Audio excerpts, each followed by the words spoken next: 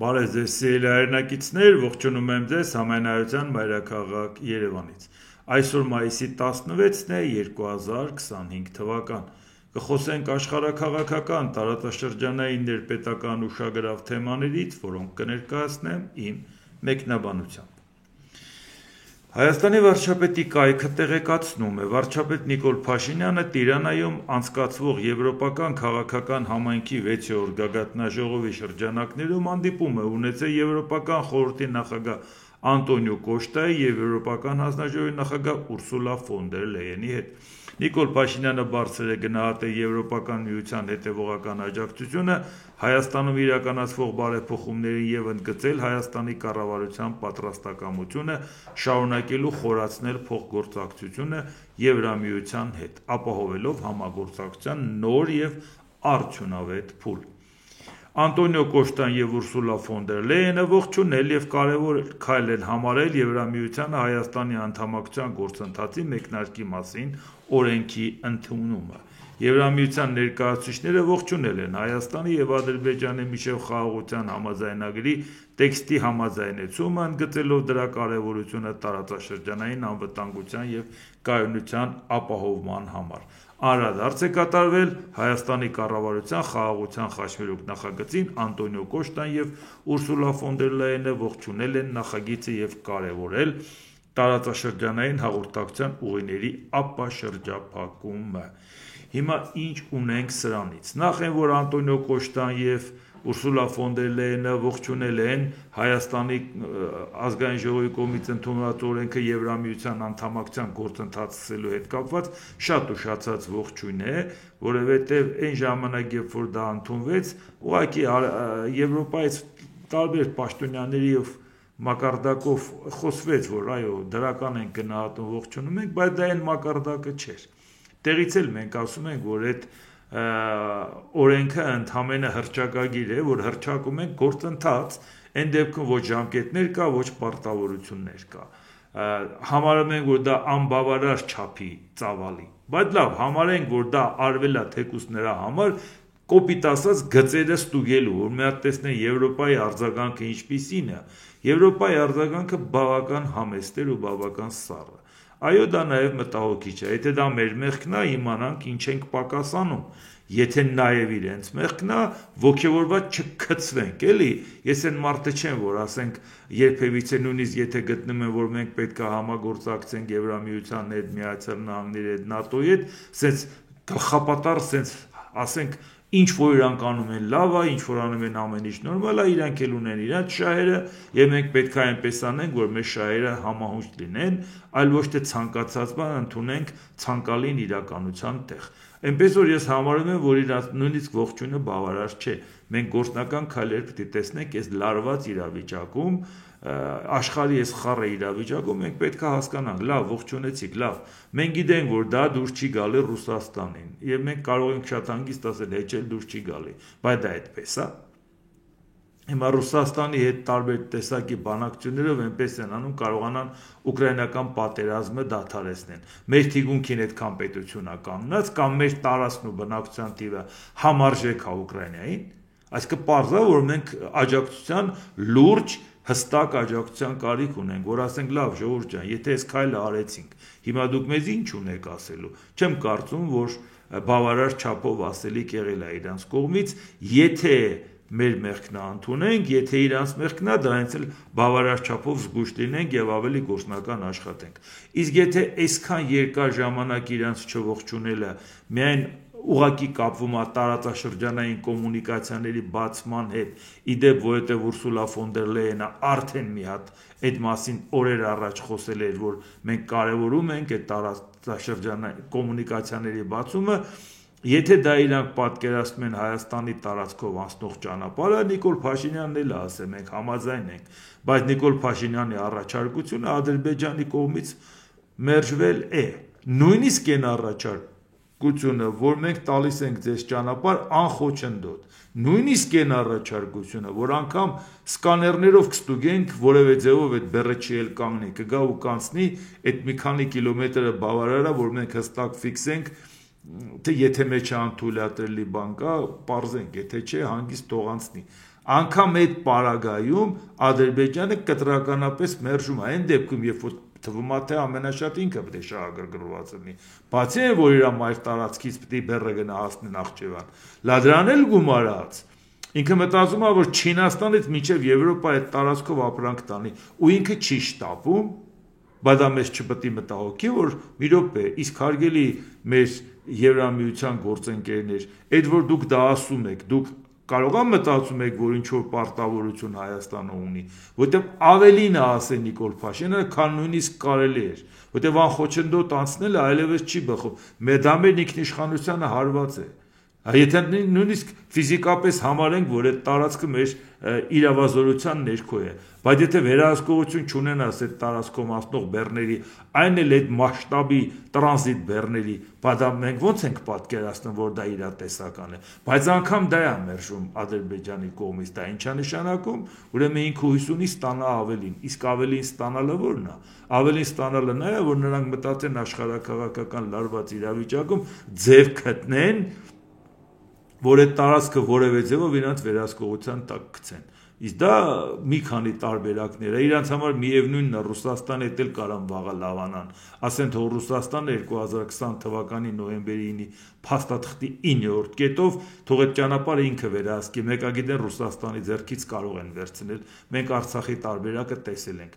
պատրաստ են իրանք Թուրքիայի, Իսրայելի ցանկացածի հետ աշխատեն, ասեն դե մենք ենք գործընկեր Ամերիկայի համար, բերեք գոնե մենք վերցնենք Իրանի հյուսիսը, որպեսզի Հայաստանի հետ խաղեր չտան եւ այլ եւ այլ։ Այսինքն իրանք ցանկացած տարբերակ մտածում են, այնպես չի որ իրանք հանգիստ քնած նստած սպասում են մեզ։ Իսկ մենք համարժեք արդյոք մեր քայլերը այդ ուղղությամբ։ Դրա համար մենք շարունակենք հասկանալ, թե ի վերջո ինչ է քննարկվել Ալբանիայի մայրաքաղաք Տիրանայում, որովհետեւ դա շատ հարցեր կան, որը մեզ ուղղակիորեն առնչվում է։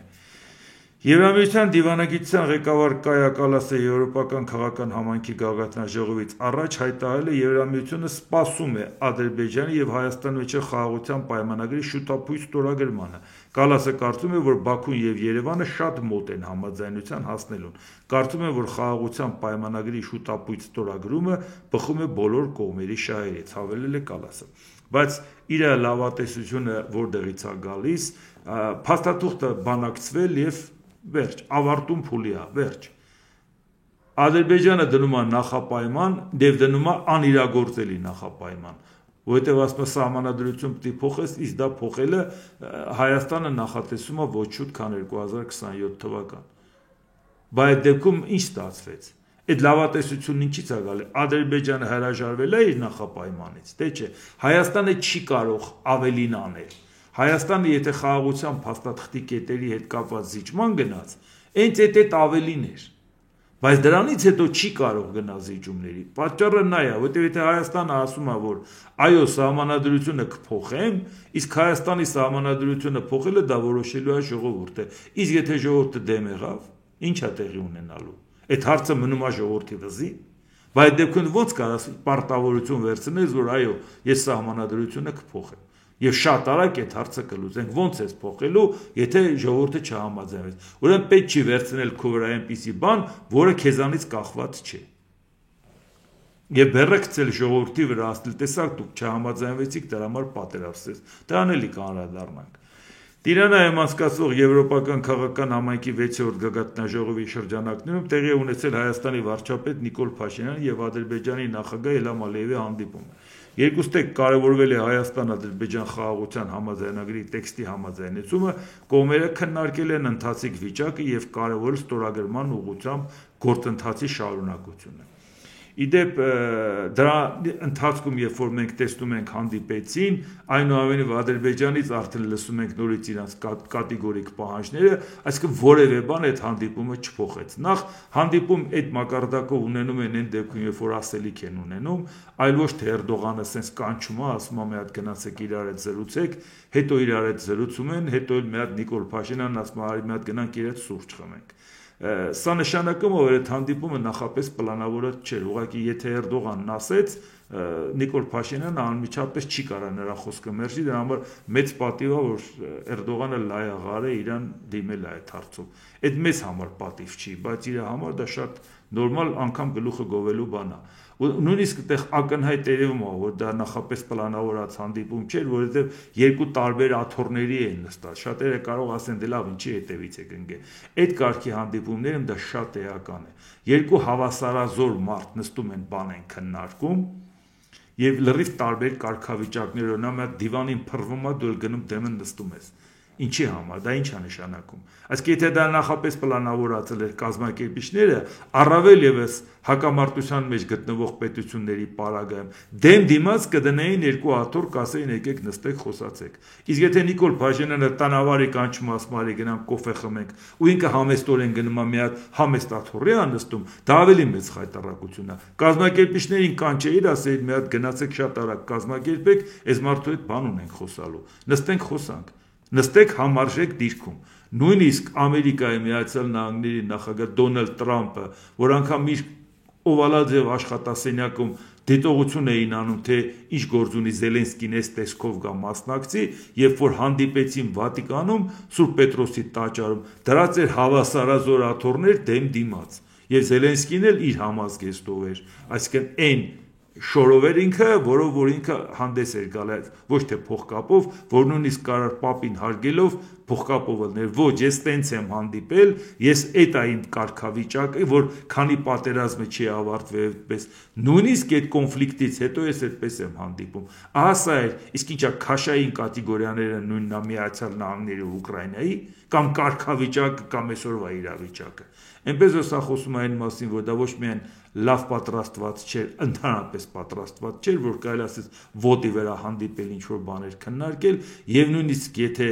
դա կազմակերպիչները չեն անում, այլ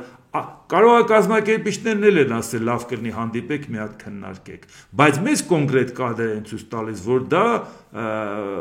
Էրդողանի նախաձեռնությունն էր, որքանով է դա նորմալ մեզ համար։ Եվ վերջո արդյունքում լավ ինչ պարզվեց, քննարկեցիք հետո։ Դրանայում Նիկոլ Փաշինյանը պատասխանելով Իսրայել արդեն Ադրբեջանի լրագրողի պատասխանների մեջ մի հատ էլ այստեղ էլի խնդիրներ կա, որ հասկանանք։ Դրանայում Նիկոլ Փաշինյանը պատասխանել Ադրբեջանի հանրային հեռուստաընկերության լրագրողի այն հարցին, թե արդյոք առաջարկվող նոր սահմանադրության մեջ անդրադարձ կլինի Հայաստանի անկախության հռչակագրին, հայտարարել է. Մենք դեռևս չունենք սահմանադրության նոր նախագիծը, բայց մենք վերլուծել ենք մեր սահմանադրությունը եւ գիտենք, որ այդ հարցերը, որոնք բարձրացնում է Ադրբեջանը եւ ակնհայտ է, որ եւ դե յուրե եւ մեր սահմանադրական դատարանի որոշմամբ մեր գործող սահմանադրության մեջ որևէ պահանջ չկա մեր ոչ մի հարևանի նկատմամբ։ Սա արդեն իրավաբանորեն ամրագրված է։ Փաշինյանը նշել է ակնհայտ է, որ Ադրբեջանը երկու հարց է բարձրացնում Հայաստանի հետ խաղաղության պայմանագրի ստորագրելու համար, դրանից մեկը ԵԱՀԿ Մինսկի խմբի լուծարումն է եւ մենք ասում ենք, որ դա կստորագրենք խաղաղության հետ եւ մյուսը սահմանադրությունը։ Սահմանադրության հետ կապված մեկ այլ հարց էլ կա, ես արդեն խոսել եմ այս մասին եւ ես ուզում եմ նշել, որ արդեն Հայաստանի Ադրբեջանի միջև խաղաղության համաձայնագրի համաձայնեցված տեքստում սա պարզ եւ հստակ նշված է, որ Հայաստանն ու Ադրբեջանը ճանաչում են միմյանց տարածքային ամբողջականությունն ու ինքնիշխանությունը Ալմատիի հռչակագրի հիման վրա եւ հենվելով խորհրդային հանրապետությունների վարչական սահմանների պետական սահմանների վերածվելու վրա։ Սա նշանակում է, որ խորհրդային Ադրբեջանը անկախ Ադրբեջան է, խորհրդային Հայաստանը անկախ Հայաստան։ Սա առաջին շատ կարևոր փաստն է։ Կա նաև հոդված, որտեղ ասում է, որ Հայաստանն ու Ադրբեջանը միմյանց նկատմամբ տարածքային պահանջներ չունեն եւ պատրաստում են հետագայում նման պահանջներ չբարձրացնել։ Այսինքն ըստ էության այն հարցերը, որոնք հիմա բարձրաձայնում են թե Հայաստանում, թե Ադրբեջանում, լուծվել են Ադրբեջանի Հայաստանի միջև խաղաղության համաձայնագրի կողմից։ Հիմա մեզ սա հետ կապված ասեմ, սա շատ ծեծված հարց է, բայց ինչի նորից անդրադառնամ, հարցը մենակ դա չի, որ Փաշինյանը նորից ասես, նորից անդրադառնանք։ Եթե Փաշինյանը հիմնավոր ձևով ներկայացնում է, որ մեր սահմանադրական դատարանն ասել է, որ նախաբանը որևէ ձևով տարածքային պահանջ չի դնում Ադրբեջանի նկատմամբ։ Սա մեկ։ Եվ երկրորդ, փաստաթղթի մեջ խաղաղության պայմանագրի մեջ ակնհայտորեն կա կետ, որտեղ գրված է, որ այս պայմանագրի վրա չի կարող ազդել ներքին օրենսդրությունը։ Երկուս։ Այս երկու համոզիչ փաստարկը Նիկոլ Փաշինյանը ներկայացնում է, որը Ադրբեջանի կողմից կատեգորիկ չի ընդունվում։ Ժամանակը չի արդյոք Նիկոլ Փաշինյանը, եթե դու գտնում ես, որ մեր սահմանադրության նախաբանը որևէ պահանջատիրություն չի ներկայացնում Ադրբեջանին, Բայց այդ դեպքում դու ինչի ես նորից խոսում, պետք է մենք ռեգիոնալ հարցերը կարգավորելով սահմանադրությունը փոխենք։ Ինչի ես նորից պայման դնում, որ դու պարտավորվում ես այդ սահմանադրությունը փոխես, ուղղակի հիմա չես կարող ես 2027 թվականին։ Եթե դա մեր ներքին օրակարգն է, եւ դու տենց համոզիչ ձևով գտնում ես, որ այդ սահմանադրության նախաբանը որևէ կապ չունի, ինչի՞ ես այդ դեպքում նորից ասում, հայ այդ սահմանադրությունը կփոխենք, այս կանենք, այն կանենք, եւ նաեւ ռեգիոնալ իրավիճակը հաշվի կառնենք։ Այսինքն դրանով դու ակնհայտորեն ցույց ես տալիս, որ դու ինքդ ընդունում ես, որ այդ սահմանադրության նախաբանը խոչընդոտ է, այլապես ինչի՞ ես փոխում։ Եթե այդ սահմանադրության նախաբանը որևէ պահանջատիրություն իր մեջ չի պարունակում, բան չի ուզում փոխես։ Ինչ ռեգիոնալ քաղաքականության մասին է խոսքը, խաղաղության պայմանագրի հետ դա ինչ կապ ունի, եթե որևէ կապ չունի։ Այսինքն դու համոզում ես Ադրբեջանին, ինքդ փոխում ես։ Բայց նրան էլ չեն հավատում։ Եվ երկրորդ, երբ որ խոսում է հիմա ինքը Ալմատիի հետ կապված, այո, Ալմատիով արդեն Արցախը տված էր, վերջ մենք տարածքային ամբողջականությունը ճանաչել ենք։ Սա բացի այդ, որ Ադրբեջանը հակադարձում է, 100 անգամ ենք դրա մասին խոսել, որ Ալմատիով Ադրբեջանի տարածքային ամբողջականությունը ճանաչելու մեջ չի ճանաչվել Արցախը Ադրբեջանի կազմում։ Այս հայտարարությունը Նիկոլ Փաշինյանը անելը դա իր մեջ պարունակում է հանցագործություն։ Հատուկ նպատակային արվում է, որ Ադրբեջանը մեզ մեղադրելու հիմք ունենա, որ մենք օկուպանտ ենք, մենք մտել ենք հարևան երկրի տարածք եւ պատերազմել ենք դրա մեջ, թալանել ենք նրա ունեցվածքը, այս ենք արել։ Ընդգծված ինքը նաեւ ասում է, ոչ թե պատերազմ էր Ադրբեջանի եւ Արցախի միջեւ, այլ Հայաստանի զորքն է այնտեղ եղել, Հայաստանի զորքն է կռվել։ Եթե զորքը չհանեի, մեր տղաները գերի կընկնեին։ Հետո ասում է, ես պաշտոնապես ասում եմ, Հայաստանի զորքը հանել եմ։ Այսինքն ակնհայտորեն ինքը ասում է, որ այնտեղ պատերազմել է Հայաստանի զորքը, բայց ասում է 91 թվականից դա Ադրբեջանի տարածք է։ Բայց ինչ գործ ուներ Հայաստանի զորքը Ադրբեջանի տարածքում։ Դա հատուկ արվում է նրա համար, որ Ադրբեջանը մեզ մեղադրի, Նիկոլ Փաշինյանը ասի, ժողովուրդ ջան, տեսեք, մեզ մեղադրում է, բերեք մի հատ զիջումների գնանք, թե չէ կգնա պատերազմը, իր ուզածը պատերազմով կվերցնի։ Մի անգամ շանտաժով, պատերազմով այդ հանձնել է։ Հիմա Հայաստանի վրա է այդ բեռը դնում։ Արցախից պրծել է, մնացել է Հայաստանը։ Քանի անգամ ենք ասել, մի հատ իրավաբան չկա, որ գոնե մի հատ հայցով մտնի, ասի ժողովուրդ 91 թվականի եթե մենք Արցախը Ադրբեջանի կազմում ճանաչած լինեինք, բայց այդքան համանախագահ պետություններ, այդքան ամբողջ գործընթաց, կարգավիճակի հարց եւ այլ, այդ ամբողջը բան չի եկավ հասավ մինչեւ 2020 թվական։ Այսինքն ոչ մեկը չնկատեց, որ Արցախի կարգավիճակի հարց կա։ Բայց ինչի հիբան վրա էին ուզում պլեբիսցիտ անեն Մադրիդով կամ թե չէ Կազանով հանրակրվե անեն, որպեսի որոշեն Արցախի կարգավիճակը ու կետել նշված էր ցանկացած որոշում ընդունելի է կողմերի համար, ինչ որ կքվեարկեն ազատ է դա։ Անկախություն, Ադրբեջանի կազմ, Հայաստանի կազմ, Ռուսաստանի կազմ, դա կարա ցանկացած հարց դրվի։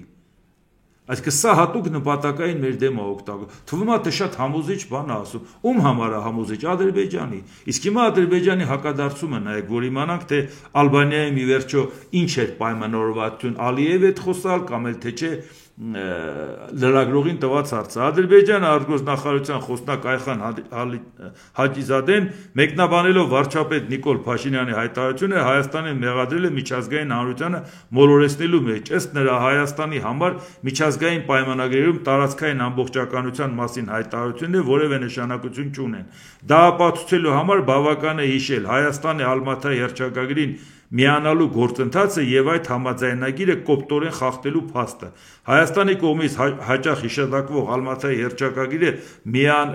միանալիս ներկայացված պայմանները, ինչպես նաև Ղարաբաղը Ադրբեջանի կազմում ճանաչելու դեմ ուղղված գործող օրենսդրական ակտերի առկայությունը բոլորին հայտնի է։ Այսինքն այն ինչ որ Նիկոլ Փաշինյանն ասում է, այդ նույնը Նիկոլ Փաշինյանին հակադարձում են, բայց եթե դու ասում ես, որ Ալմատիի հռչակագրով արդեն հանձնած է, չէ՞ որ դու Ալմատիի հռչակագիրը չես հարգել եւ պատերազմել ես Ադրբեջանի դեմ, ինչու մենք պետք է հավատանք խաղաղության պայմանագրին, որը ստորագրում ես։ Միած ստորագրած փաստաթուղթ դու չես հարգել։ Փաստորեն ստացվեց, որ Ադրբեջանը հարձակվել է Արցախի վրա, մեղավորը մենք ենք, մենք չենք հարգել։ Որովհետև դրա հիմքը տվել է Նիկոլ Փաշինյանը եւ Հայաստանի նախագահը։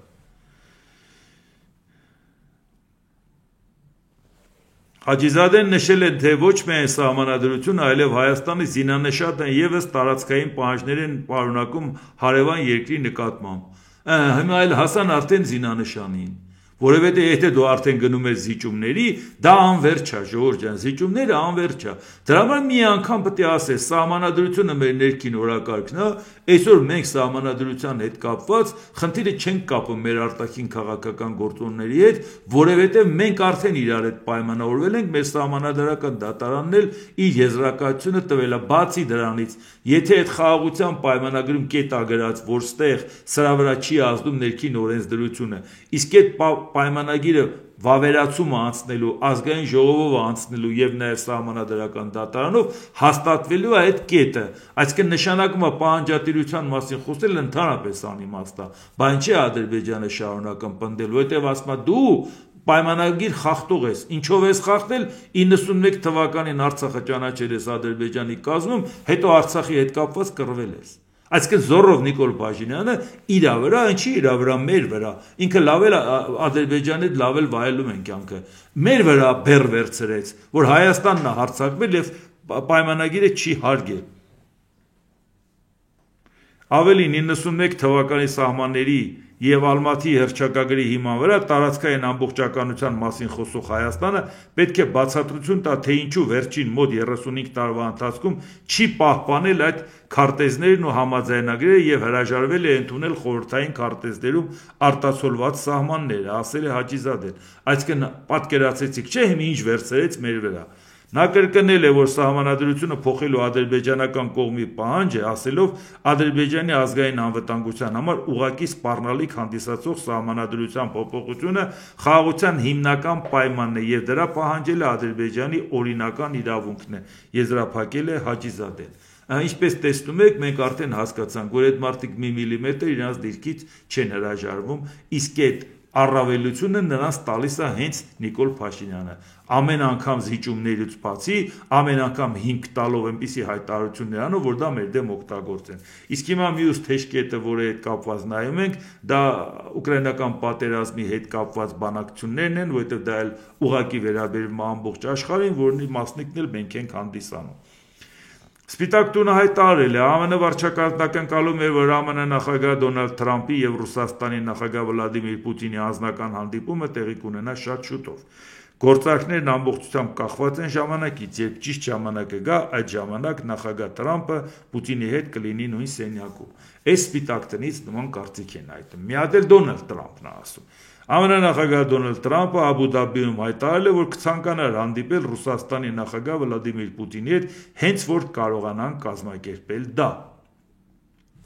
Մի հատ էլ պետքարտուղար Ռուբիոն ասում, հայտարարել է, որ Ուկրաինայի հարցով խաղաղության գործընթացը կսկսվի միայն Դոնալդ Թրամփի եւ Վլադիմիր Պուտինի հանդիպումից հետո։ Ես չգիտեմ, թե եւ որտեղ դա տեղի կունենա, բայց սա այս պահին միակ հնարավորությունն է։ Մենք ամիսների աշխատանքի ընթացքում հասկացել ենք, որ ոչինչ չի փոխվի, մինչեւ նախագահ Թրամփը չնստի Վլադիմիր Պուտինի հետ բանակցությունների սեղանի շուրջ եւ ամեն ինչ չդնի սեղանին, ասել է Ռուբիոն։ Այնպես տեսնում եք,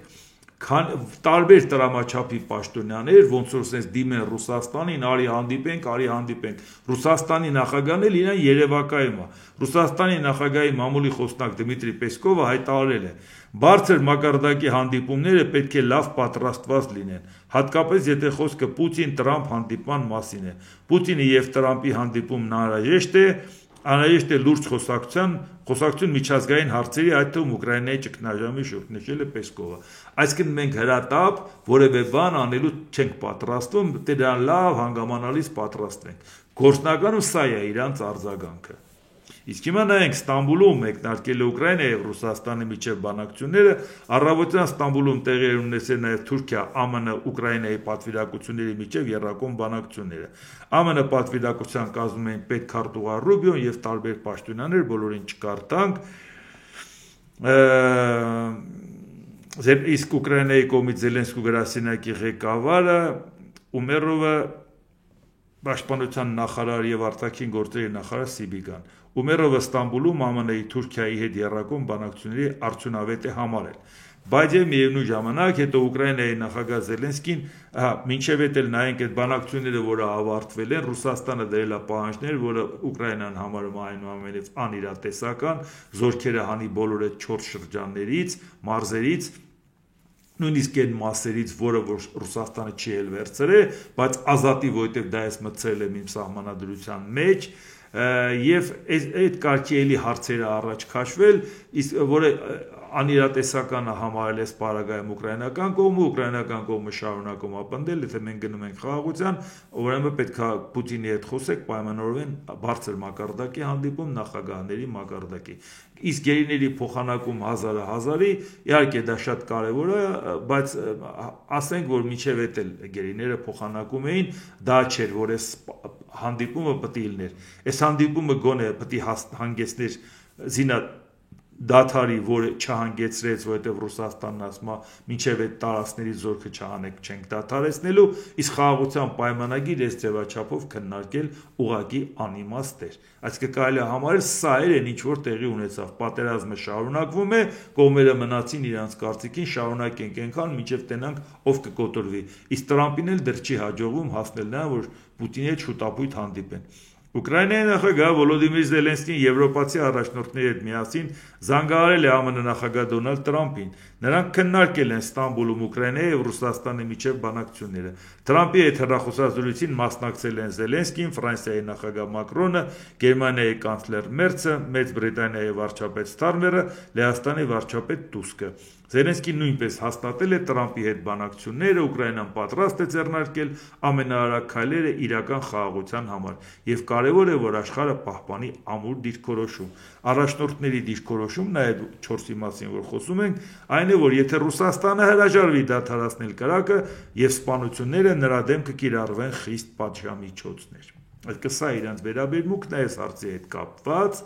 Եվ սա մեզ համար շատ կարևոր է, թե ինչ ձևով պատերազմը կավարտվի, եթե օկուպանտի արած քայլը օրինականացրեցիր, որին ինչ որ վերցրել է Իրանն, որևէ ձևով մենք չենք կարող հանգիստ լինել, որ որևէ օկուպանտի կստիպեց, որ ինքը Հայաստանի մտած տարածքից դուրս գա, առավելևս գայթակղություն չունենա, մի քիչ էլ առաջ գա, որտեղ ինչքան շատ վերցնի, այնքան բանակցային առավելություն կունենա, ինչպես նշում էր Դոնալդ Տրամպը։ Դրա համար ոչ միայն այդ պատերազմի ավարտը աշխարհին է վերաբերվում, մեծապես վերաբերվում է նաև մեզ։ Դրա համար ուշադրությամբ դրան կհետևենք եւ պարբերաբար կտեղեկացնենք ինչա կատարվում։ ԱՄՆ պետքարտուղար Մարկո Ռուբիոն նախազգուշացրել է, հիմա նաև այն մյուս թեժկետնել մեզ համար, որ պակաս կարևոր չի, քան Իրանի ու Ամերիկայի համար, որովհետև պարբերաբար խոսել ենք դրա մասին, ցանկացած առումով դա մեզ համար խիստ վտանգավոր կլինի, եթե իրանք գնան բախման։ Նաև վտանգավոր կլինի, եթե Իրանի պահանջներով Ամերիկան համաձայնվի։ Էդ էլ մեր շահերից չի բխում, որ Իրանը դերակատարություն այնքան մեծացնի, որ մենք մի հատ էլ Իրանից անհանգստանանք, որ վաղը մյուս օրը կարող է ասի հանկարծ ուրիշ երկրներ չհամագործակցեք, թե չէ ես կմտնեմ Հայաստան։ Այնպես որ դա էլ այդքան մեր շահերից չի բխում։ ԱՄՆ պետքարտուղար Մարկո Ռուբիոն նախազգուշացրել է, որ Իրանի միջուկային ծրագիրը մտնում է վճռորոշ փուլ եւ աշխարհը կանգնած է լրջագույն սպառնալիքի առաջ։ Այսինքն եթե Ամերիկայի Միացյալ Նահանգների պետքարտուղարը ցես մտահոգված է, որ աշխարհը կանգնած է սպառնալիքի առաջ, բա մենք իր հարևանն ենք, դա մեզ պետք է չմտահոգի, հա։ Իրան ըստ էության արդեն շեմային միջուկային պետություն է դարձել, ասել է Ռուբիոն։ ԱՄՆ պետքարտուղարի խոսքով, եթե Իրանը որոշի գնալ այդ ճանապարհով, ապա կկարողանա շատ արագ հարստացնել ուրանը մինչև 90% եւ վերածել այն զենքի։ Ահա թե ինչի առաջ ենք մենք կանգնած հիմա։ Դա է այս իրավիճակի հրատապությունն ու վտանգը, ընդգծել է Ռուբիոն։ Այսինքն սա այն մտավախությունը, որը մենք ունենք, որովհետեւ ցանկացած հարված լաբորատորիաներին խորքային ռումբերով կարող է մեզ համար նաև բնապահպանական խնդիրներ առաջացնել, էլ չենք ասում փախստականների ներհոսք Հայաստան անկազմակերպ ձևով, չնայած մեր կողմից պատկերացած անկազմակերպ, նրանք այնտեղ մեր հարևանները հյուսիսային ատրպատականն է, էթնիկ ադրբեջանցիներ են, շատ լավ առիթը կօգտագործեն։ Դրա համար մենք ավելի շատ ենք շահագրգռված Իրանից, որ դա տեղի չունենա։ Առավելևս, որ մեր սահմանը փակողը ով է լինելու, Հայաստանի սահմանապահը, Ռուսաստանի սահմանապահը ով է լինելու, ով է մեզ դա երաշխավորելու, որ կինը երախուն գրկած պլանավորած չի մտնի, Մինչև այսօր դա չի կատարում, որովհետև Իրանը մեզ համար բարեկամ պետություն է։ Ինչա, մեր դեմ դա պետք է անի, պարզա չի անի։ Բայց եթե դա ալնի անկազմակերպ, լավ էլ այդ առիթից կօգտվեն Թուրքիան ու Ադրբեջանը։ Բայց Դոնալդ Տրամփը այնուամենայնիվ լավատեսական ակնարկներ է անում։ Մի օր ահաբեկում է, մի օր լավատեսական ակնարկ անում։ Դոնալդ Տրամփը հայտարարել է, որ Վաշինգտոնը բաց է Իրանի հետ առևտուր սկսելու եւ առևտրային գործունեությունը դիտարկում է որպես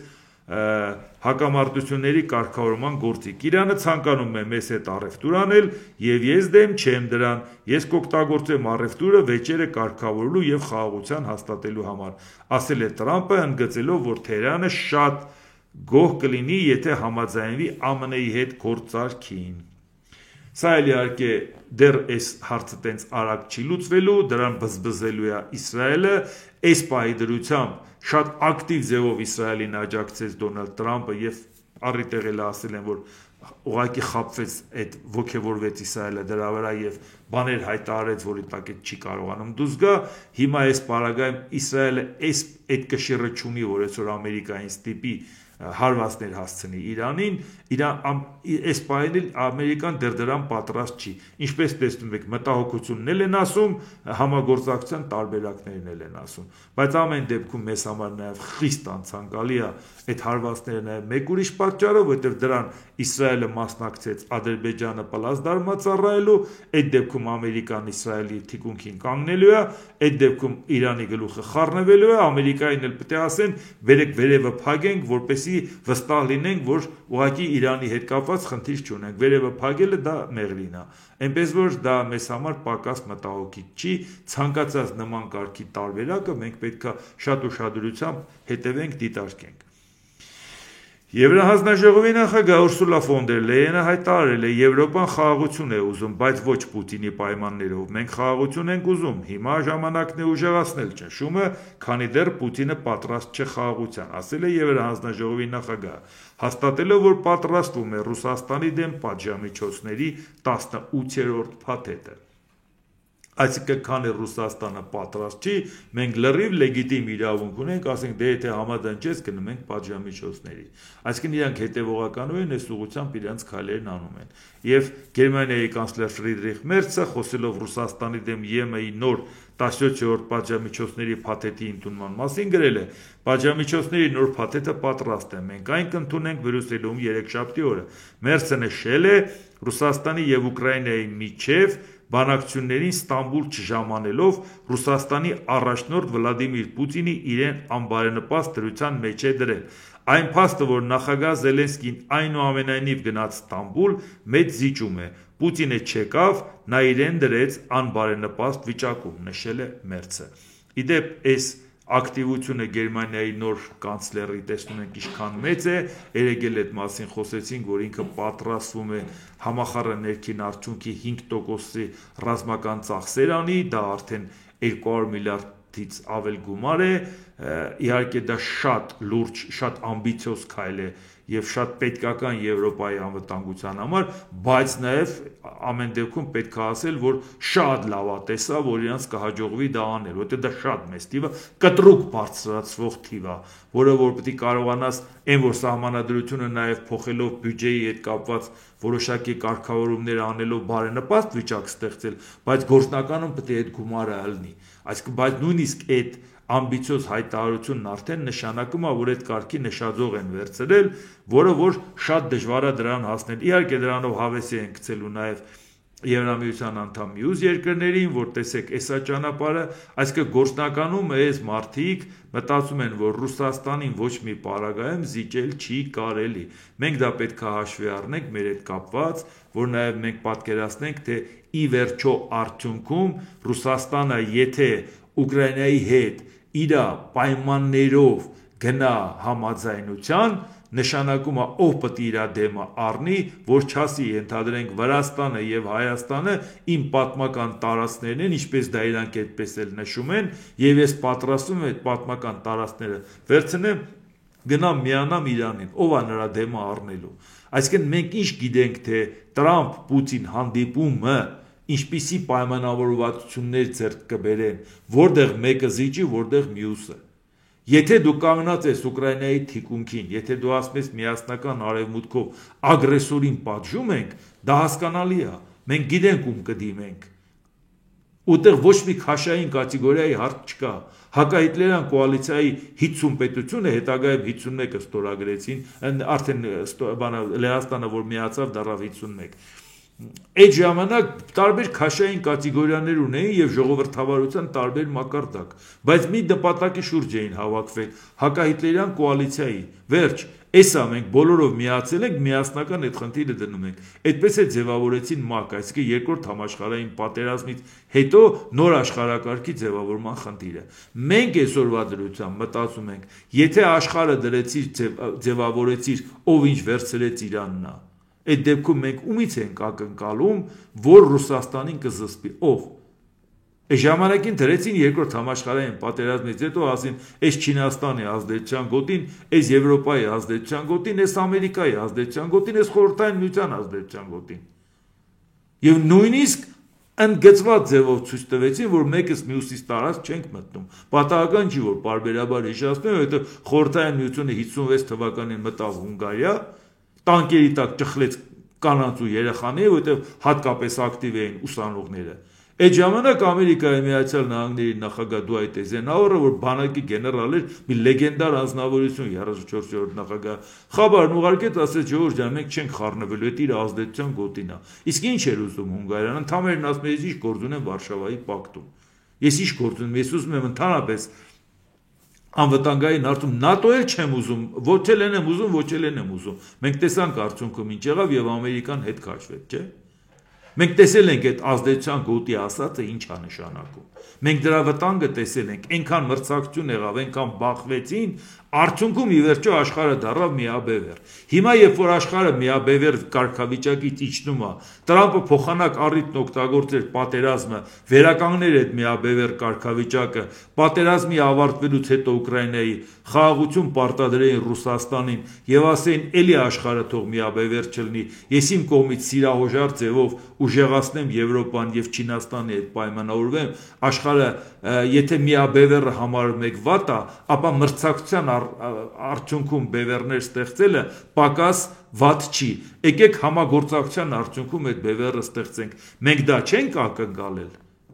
Դա չենք ուզում մենք, բայց եթե դա չստացվեց, մենք ում վրա ենք հույս դնելու։ Եվ պատահական չի, որ ես հիշեցնում եմ, որ ազդեցության գոտի բաժանելը աշխարհը կայուն չէր սարքել։ Եթե աշխարհը կայուն սարքած լիներ, թվում է թե մի հատ հասարակ հարց է, բայց դա ինչն էր հասարակ։ Սուեզի ջրանցքը ովքեր էին սարքել։ Ֆրանսիացիները սարքեցին, հետո այն մասը պարտքի դիմաց եգիպտացիները վաճառեցին Բրիտանիային։ Այդ մարդկանց սեփականությունն էր։ Խորհրդային Միությունը կանգնեց, ասեց եգիպտական ջրանցքը եգիպտացիներին։ Նրանք էլ ասին ոնց մեր սեփականությունն է, գնացել ենք պաշտպանենք։ Ու նաև արգելեցին, որ Իսրայելն է դրանից օգտվի։ Ֆրանսիան, Մեծ Բրիտանիան Իսրայելը զորքը մտցրեց Եգիպտոս, Խորհրդային Միության ղեկավարը զանգեց նույն Էյզենհաուերին, ասեց, եթե հիմա իրանց չասեց հետ քաշվեն, ես երրորդ համաշխարհային պատերազմ եմ սկսում։ Եվ ինչ արեց Էյզենհաուերը, Ֆրանսիային, Իսրայելին եւ Մեծ Բրիտանիային սաստեց, ասեց դուս եկեք, ձեր սեփականությունը թողեք դուս եկեք։ Բայց եղբայր ինչի համար։ Այդ մարդկանց սեփականությունները ինչի համար։ Այդ զիջումների, որ գնացիր Ռուսաստանին, ինքը բայց չէ որ ինչի Եգիպտոսն իր ազդեցության գոտին է։ Եգիպտոսը Եվրոպայի մեջ էր մտնում, Եգիպտոսը ինքը ազատագրել էր բանից, Գերմանիայից։ Եթե Աֆրիկայում կռվել են, Ռոմելի աֆրիկյան բանակի դեմ հաստատ Խորհրդային Միությունը չի կռվել, էլի։ Էդ էլ գոնե թողնենք արևմտյան բլոկի երկրների կռիվն ա եղել, հաստատ Իրանը չի եղել, չէ։ Բայց ցույց ինչ ստացվեց, որոշեց իր ազդեցությունը մեծացնի, չէ։ Ի վերջո հանգեցրեց նրան, որ այդ կոնֆլիկտը առաջացավ։ Հիմա դրա համար եմ ասում, նորից աշխարհը ուժեղների մեջ բաժանելը չի ստացվելու, ժողովուրդ ջան, բայց չի ստացվելու պարագայում մենք խնդիր ունենք։ Առավել ևս մեր ամենամեծ խնդիրը նաև նա է կայանում, որ մենք վստահություն չունենք մեր իշխանությունների վրա։ Մենք վստահություն չունենք, որ իրան գլուխները քարին պատին կտան եւ մի հատ տարբերակ կմտածեն։ Այս ուղղությամբ էլ ձեռը կգցեն, ուղղությամբ բոլորին կարող է ժեստեր անեն, բայց դա քաղաքականություն չի։ Ծաղրի առարկա է դառնում։ Բոլորին ժեստ անելը դա բոլորն էլ հասկանում են, որ դա այդպես չի։ Մարդիկ իրար հետ հանդիպում են, շփվում են ու տեսնում են ում հետ ինչ ես քննարկել, ինչ ես ասել։ Ստե գավառական ճարպկության տեղ չի։ Ստե կոնկրետ հստակ վերաբերմունքի հարց է։ Եթե հիմա Ադրբեջանը տեսնում է, որ Ռուսաստանի աջակցությամբ չի կարող իր խնդիրը լուծի, մի հատ Ռուսաստանից իրան նեղացած ցույց տվեց։ Մայիսի 9-ին չի գնում։ Եվ նաև տարածեցին, որ չի գնում, որովհետև նեղացած է։ Գիտենք չէ, որ նա դրա համար չէր անում։ Հատուկ արեց նրա համար, որ Եվրոպային ժեստեր անի։ Հատուկ արվեց նրա համար, որ Եվրոպայից էլ պաշտոնյաներ են գալիս Ադրբեջան հանդիպում եւ գործընկերության մասին խոսում, անգամ որ եվրոպական կառույցների որոշ падգամավորներ են վիրավորվում դրանից։ Մենք դա չէ մեզ անհանգստացնում, որ մենք մտածում ենք, որ գոնե այն չի, որ մենք փոքր երկիր ենք, բնակչության թիվն է փոքր, կոմունիկացիոն դժվարություններ ունենք, բայց գոնե եթե իշխանությունը մի բան անի, ժողովուրդը թիկունքին կանգնի, ասի պինդ կանգնած ենք։ Մենք էլ չգիտենք, չէ։ Մենք ամեն անգամ գիտենք, որ եթե մենք պատկերացնում ենք, որ այս բանը պետք է կատարվի, մենք մտածում ենք մեր իշխանավորը ում կողմից է կռվելու, մեր դեմ։ Ում շահերն է սպասարկելու Հայաստանի դեմ։ Փաստի առաջ կանգնացնի, ասի գիտեք ինչ Ժորժ ջան, այ եթե մեզ դնի շանտաժ անի, Ադրբեջանով շանտաժ անի։ Ասի գիտես, հա, եթե չհամաձայնվես, պատերազմ սկսի։ Քանի անգամ զիջումներից առաջ այդպես է եղել։ Իսկ հիմա էլ կանգնում ասում, պատերազմ չի լինելու, հերիքա այդ մասին ասեք։ Մարդիկ էլ հարց են տալի, բա ինչ փոխվեց։ Ադրբեջանը ոչ մի զիջման չի գնացել, պրովոկացիաների գնում է։ Սահմանային կրակում է, մեզ մեղադրում է, թե մենք ենք կրակում։ Եթե հանկարծ ասում ենք լավ, անկանոն կրակում են, ուղիղ է կրակում։ Հարց ենք տալի, ինչը տենց որոշեցիր, որ այլևս խաղաղության են գնում եւ Ադրբեջանը պատերազմի չի։ Ինչը հուշեց դա, պայմանավորվածությունը իրար հետ, հա։ Որ դե լավ, դու ինձ օգնի, պասերով խաղանք, դու ինձ օգնի մի հատ, ես մի հատ էլ ընտրվեմ, քո ուզածը կանենք։ Ժողովրդին էլ կասենք Ժողովուրդ ջան, բայց ես չասեցինք, որ նոր Հայաստանի խաղաղության օրակարգ է բերել։ Ձայն տալով մեր իշխանությանը, դուք ձայն եք տվել այդ օրակարգին։ Բայց ինչ եք ուզում մեզանից։ Հիշում եք 2021 թվականին ընտրվել են, ասում է Ժողովուրդ ջան, բա դուք պատերազմից հետո մեզ ձայն եք տվել։ Դա նշանակում է դուք պատերազմի մեղքը ձեր վրա եք վերցրել։ Այսինքն համարել եք, որ մենք ճիշտ ենք արել, որ պարտվել ենք։ Մենք ճիշտ ենք արել, որ այդքանը զոհվել են ու այդ տարածքները տվել են։ Դուք եք որոշել ձեր ընտրությամբ։ Հիմա հաջորդն ենք ուզում մեր գլխին դնենք 2026 թվականին։ Լավ, դրա մասին էլի կխոսենք այսօր այսքանը, եթե հավանեցիք սեղմեք լայք կոճակը, բաժանորդագրվեք Էդվարդ Անտինյան YouTube-յան ալիքին, սեղմեք զանգակ կոճակը, գրեք մեկնաբանություններ, գրեք հարցեր, դիտեք եւ դատեք ինքներդ։ Շնորհակալություն։